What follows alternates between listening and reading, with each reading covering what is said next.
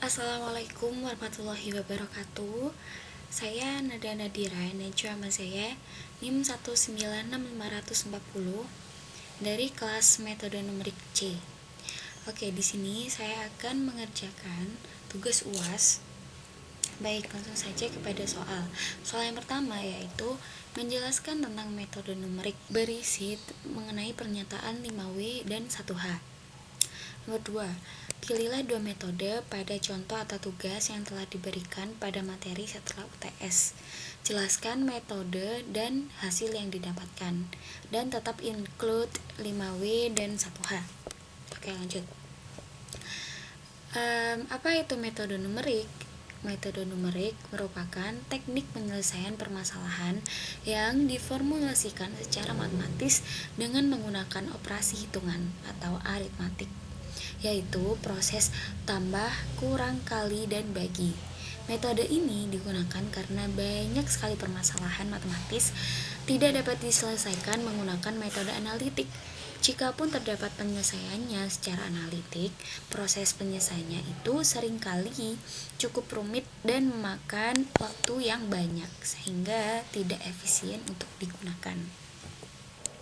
Mengapa menggunakan metode numerik? Metode numerik sangat diperlukan untuk memecahkan berbagai masalah yang rumit. Diselesaikan melalui analisis biasa. Langkah-langkah yang disusun untuk mendapatkan jawaban dari suatu permasalahan berdasarkan pada metode numerik tertentu atau kombinasi dari metode-metode numerik disebut dengan algoritma. Kapan pemakaian metode numerik itu? Pemakaian metode numerik biasanya dilakukan untuk menyelesaikan persoalan matematis yang penyelesaiannya sulit didapatkan dengan menggunakan metode analitik. Di mana pemakaian metode numerik? Yang pertama, menyelesaikan persamaan nonlinier.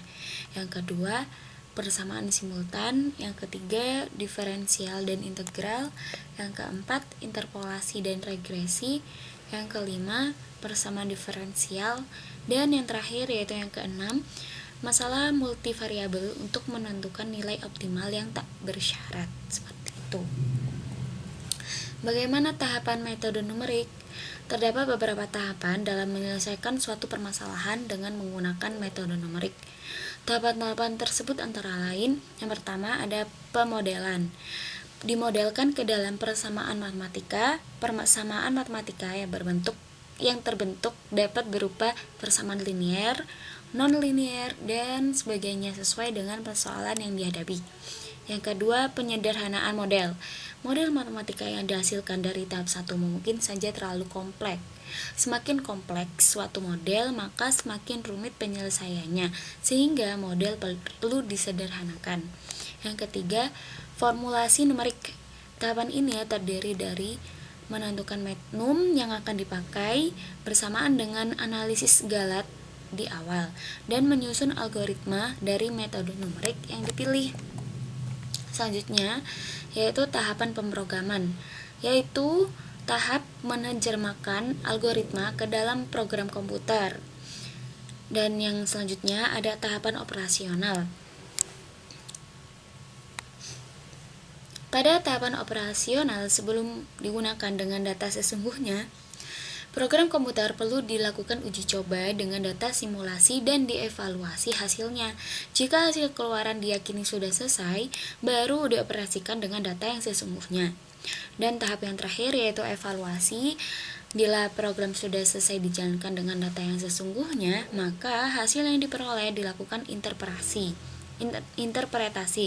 meliputi analisis hasil keluaran dan membandingkannya dengan prinsip dasar dan hasil-hasil empirik untuk menaksir kualitas solusi numerik, termasuk keputusan untuk menjalankan kembali program dengan memperoleh hasil yang lebih baik. Dan selanjutnya yaitu ada eliminasi Gauss. Eliminasi Gauss adalah suatu metode untuk mengoperasikan nilai-nilai di dalam matriks sehingga menjadi matriks yang lebih sederhana lagi, dan dilakukan dengan operasi baris sehingga matriks tersebut menjadi matriks yang baris. Ini digunakan sebagai salah satu metode penyelesaian persamaan linier dengan menggunakan matriks. Oke, lanjut ke contoh soal.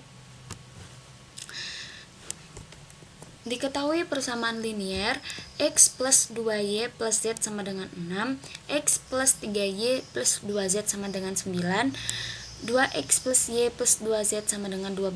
Tentukan nilai x, y, dan z.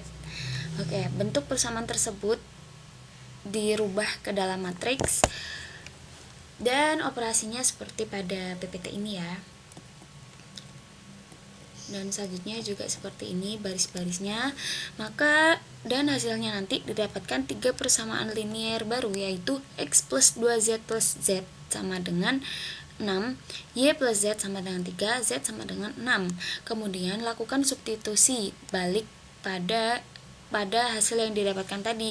Berarti y tambah z sama dengan 3, y plus 3 sama dengan 3, y sama dengan 0, x plus 2y plus z sama dengan 6, x plus 0 plus 3 sama dengan 6, maka x sama dengan 3. Dan jadi dari penyelesaian ini didapatkan x nya 3 dan y nya 0 serta z, seperti itu. Lalu selanjutnya terdapat metode diferensial. Persamaan diferensial ini adalah persamaan matematika untuk fungsi satu variabel atau lebih yang menghubungkan nilai fungsi itu sendiri dan turunannya dalam berbagai orde. Persamaan diferensial muncul dalam berbagai bidang sains dan teknologi, bila mana hubungan deterministik yang melibatkan besaran yang berubah secara kontinu dimodelkan oleh fungsi matematika dan laju perubahannya dinyatakan sebagai turunan diketahui dan atau dipostulatkan. Ini terlihat misalnya pada mekanika klasik, di mana gerakan sebuah benda diberikan oleh posisi dan kecepatannya terhadap waktu. Dalam banyak kasus, permasalahan diferensial ini dapat dipecahkan secara eksplisit dan menghasilkan hukum gerak. Isaac Newton sendiri menuliskan 3 macam persamaan diferensial, yaitu d per dx sama dengan fx, dan d per dx sama dengan fx y, x1 y per x1 plus x2 beta y per beta x2 sama dengan y, seperti itu. Oke, sekian dari saya. Mohon maaf apabila ada kesalahan. Wassalamualaikum warahmatullahi wabarakatuh.